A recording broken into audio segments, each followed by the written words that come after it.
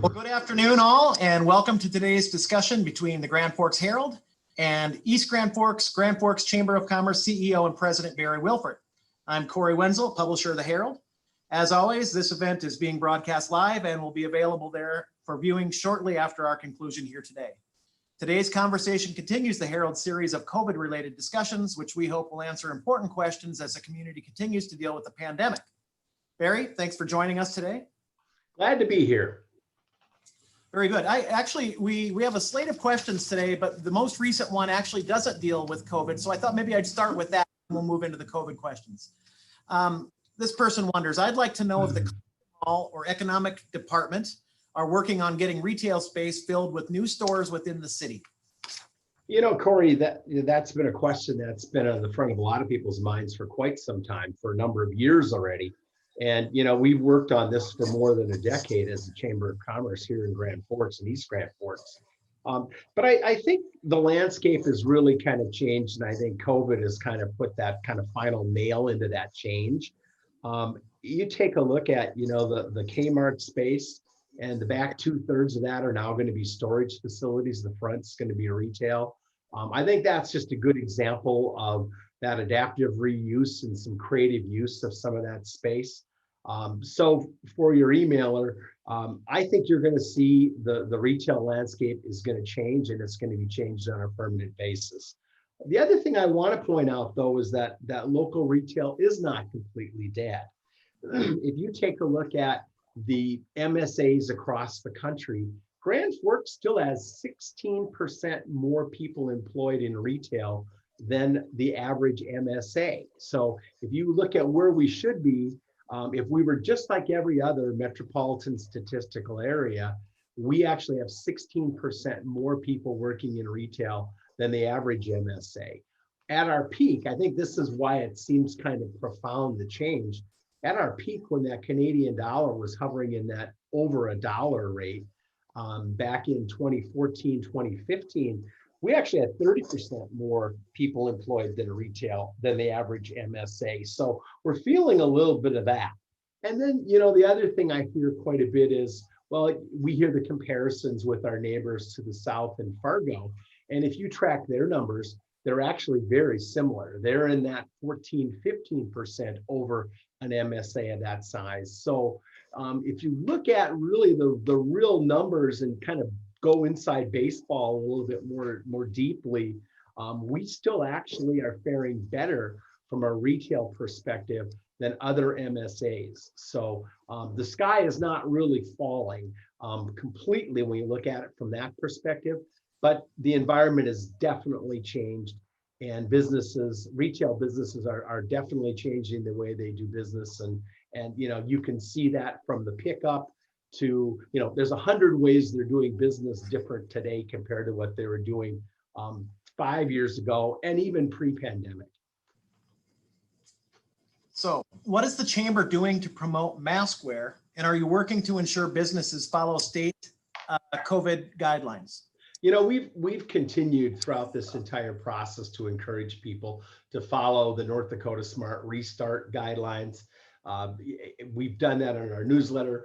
Early on in this pandemic, we were sending out emails to our 3,000 member database, literally 3-4 times a week, with information on how businesses should be responding in a responsible way during the course of this pandemic.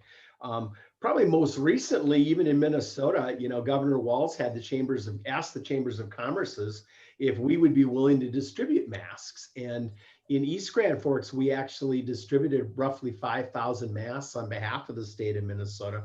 We had a staff person that actually went door to door, responding to the 50-ish businesses who requested a supply of masks and actually distributed masks. So from a mask point of view, you know, that's one of the ways people can stay safe, and we encourage mask wearing. Anything we can do to make our customers feel safe and to get business back on track, from a point of sale retail type businesses, restaurant type businesses, we're encouraging the chamber members to do. How long can local businesses hold on? And do you sense that some are at a breaking point? You know, I think, if you look at the PPP program, Corey, I think of all of the programs that are out there, and there are a bunch of them, the PPP program was the one that helped the business community by far the most. And I think that the PPP program really gave businesses that time to respond, to set up some of those protocols to make their customers feel safe and actually be safe, so they could kind of restart their business in that safer manner. And that buffer, that PPP, really helped the majority of businesses weather the first part of this pandemic. And pending things don't go completely off the rails where we shut the economy down completely. Most businesses have adapted during this pandemic and are actually doing pretty well. There are certainly some exceptions. You get into the hospitality industry, and also in the special event industry, the large venues, those types of activities. We haven't returned anywhere near to normal yet, and those businesses are definitely still struggling. Do you have advice for businesses that feel that they might be on the brink or feel that they can't hold on much longer? What I tell businesses when they call me is just keep monitoring the different programs that are out there. That's, this morning, the East Grand Forks program, their application deadline, I believe, just passed in the last day or so. And there were 30 businesses that applied for that funding that was provided from the feds to the state to Polk County and to east end of the city of East Grand Forks. And the EDA on the east side put together that program. And there are definitely some funds there that can help mitigate some of the challenges that some of those highly impacted businesses qualify for.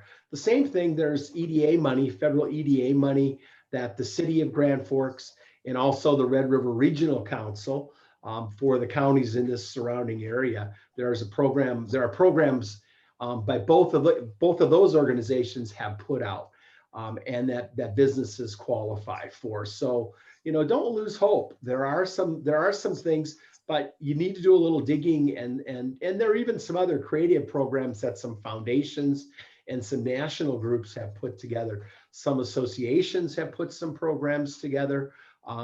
Get online and search for some of those things, because there are some solutions that are still out there.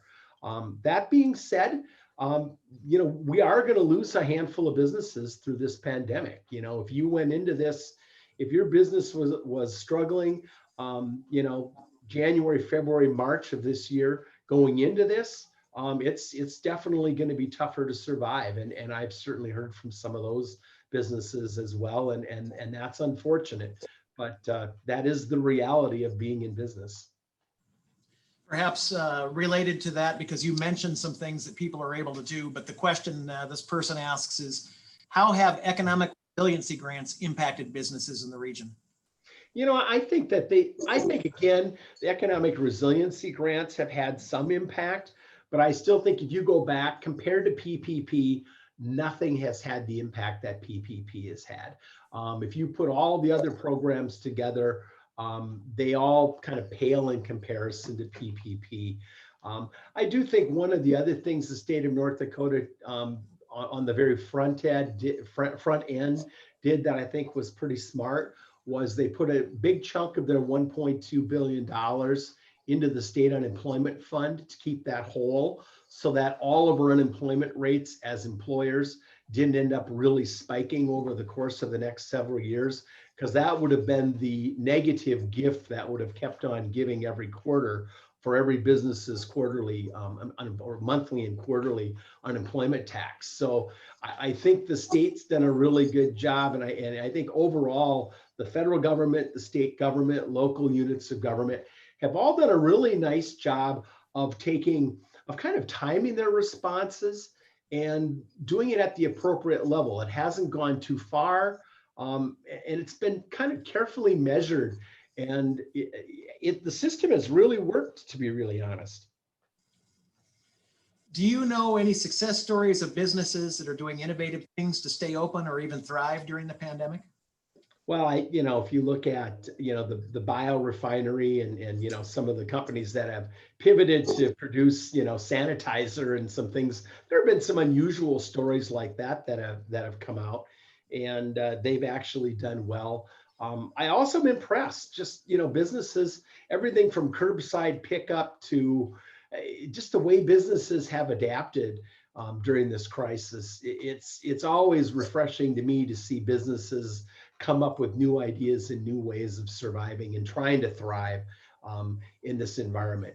I would be lying if I said that I can tell you, other than maybe the home improvement businesses, where I could point to a lot of businesses that are just making all-time sales records and really doing exceptionally well. But most of them are hanging in there and are doing pretty well. If things return to a little bit more normal next year, I think everybody will end up being just fine from a business point of view. But again, if we see a major shutdown and something major goes off the rails, then I would have to say, unless the federal government can come up with another plan to support the business community, we could have a long 2021.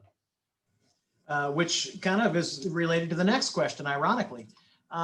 With coronavirus taking some businesses and other businesses simply closing due to other unrelated economic concerns, such as just the state of retail, for instance, before coronavirus, what do you predict the business community will look like in Grand Forks in another year or two?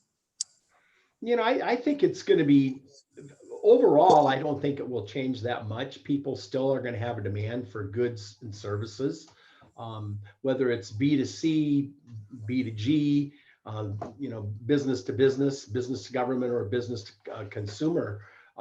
People are still going to consume things and want to buy things. So I don't think at the end of the day it's going to change that much in terms of the fact that people are still going to be buying things.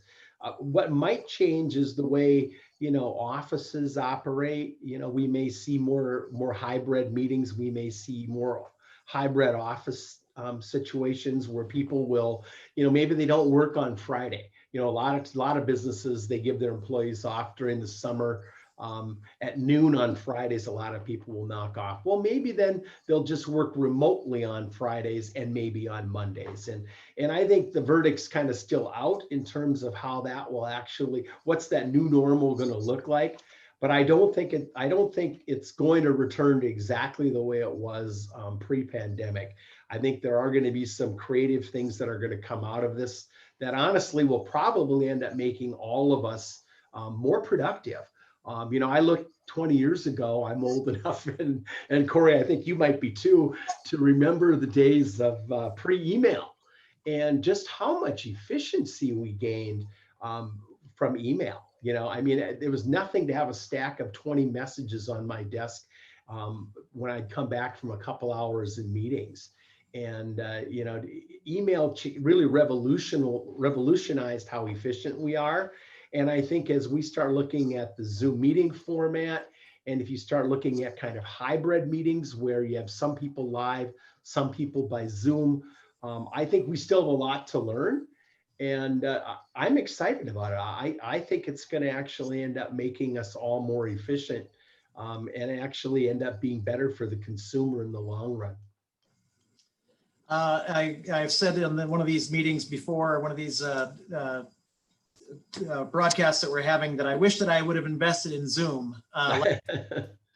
Yeah. Back to PPP. Where does that stand right now, and what do you see the future of that? I'm kind of hopeful that, there's a bill, and Senator Kramer, our senator from North Dakota, was one of the real leaders in putting that coalition together. Very, very bipartisan bill. And at this point, it's still really, frankly, tied up in the politics in Washington, D.C., unfortunately. I was hopeful that there would be a streamlined process in place already. I think there's roughly 7.8, 7.9 million PPP loans in the country, and a little over 7 million, I think it's 7.1 million of those loans are 150,000 or less. And I think the banking community and the small business community was hopeful that there'd be a 1 or 2 page streamlined reporting process in place already. And that hasn't come to pass yet. I'm still optimistic that after the election, which has become, crazy polarizing, hopefully calmer heads will prevail, and we'll kind of return to kind of more of a normalcy from a policy making point of view. And then kind of depending on where the pandemic goes, what should that second round really look like? I'm not optimistic anything's going to happen between now and the election. But I am optimistic that if things do change a little bit for the worse, there will be a reasoned response at the federal level again. And, we'll come through this. Well, your brevity is certainly appreciated, but it means that we've run out of questions with a little bit of time left. So if I could, I'd just like to couple at you that I thought of as we were talking here. You have a unique constituency on both sides of a river in both states. So how do you think the situation has played out in both North Dakota and in Minnesota, as far as how the businesses have both reacted and either thrived or suffered during coronavirus pandemic? I think I think in Minnesota's side, particularly for the restaurants, some of the capacity issues in Minnesota, the rules have been more stringent on the Minnesota side. And it's been more difficult for my Minnesota constituencies. I also think going into the fall and the winter here as the weather changes, particularly in restaurants, Minnesota's rules are tougher and tighter. And I think it's been tougher for the Minnesota business community than it has been on the North Dakota side. The North Dakota side, the rules haven't been quite as stringent. I think both have taken a little different approach to how they've really handled this pandemic and the response to it. There are pros and cons to both ways, but from a business survival point of view, Minnesota has been a little tougher. So that's how I would really summarize it at this point, Corey. Okay. So the last question of the day, but if you could go back into March, maybe March 15th, and if you would have looked ahead to this day, as the director of our local chamber, would you say that we're better than you would have expected back then, or worse off than you would have expected back then? I think on March 15th, if you would have asked me this question, I would say we're worse off. Mm-hmm. If you would have asked me that question on April 15th, May 15th, I would say today that we are better than what I thought we might have been in April and May. But I think most of us in March, we're still pretty optimistic that this was going to be, very short-lived, probably just another influenza and not really have the consequences that it's had. But compared to 3-4 months ago, you look at unemployment, all of those numbers that you look at, those benchmark numbers, we're starting to return close to some of those pre-pandemic numbers. Things are looking up. Things are definitely looking more positive in terms of just cell phone traffic. If you just track some of the GPS data, you track unemployment, you track taxable sales. Things are actually looking up from an economy perspective right now. There are pockets that have been really decimated and have really been impacted, but you take some of those away, and overall, the business community has been very, very resilient and will continue to be resilient moving into 2021. The day that it hit me was something that you said. You might not even realize it. Speaking back in either March or early April, just as the restaurants were really getting hit, and there were widespread layoffs, and you said a lot of people, and I remember the number, but I don't want to paraphrase and get it wrong, but you said a lot of people lost their jobs this week. And that was the day that it really hit me, when you realize there are people literally losing their jobs. What's our unemployment right now in the county? About 4.1 perhaps? Yeah, it's 4.1. That's the current number. And pre-pandemic we were 2.3, 2 point low. So we're within 1.5 points of that. So already workforce is already the number one issue facing our business community. Yeah. Again. Yeah, that's a good point. Well, Barry, thank you very much for your time today. Again, for the readers and the viewers who are out there, this will be archived, and you'll be able to watch the entire package later on today on our website, grandforksherald.com. Barry Wilfahrt, CEO and President of the East Grand Forks Chamber. Thank you very much for coming with us today. And, Always a pleasure, Corey, anytime. all right. Thanks a lot.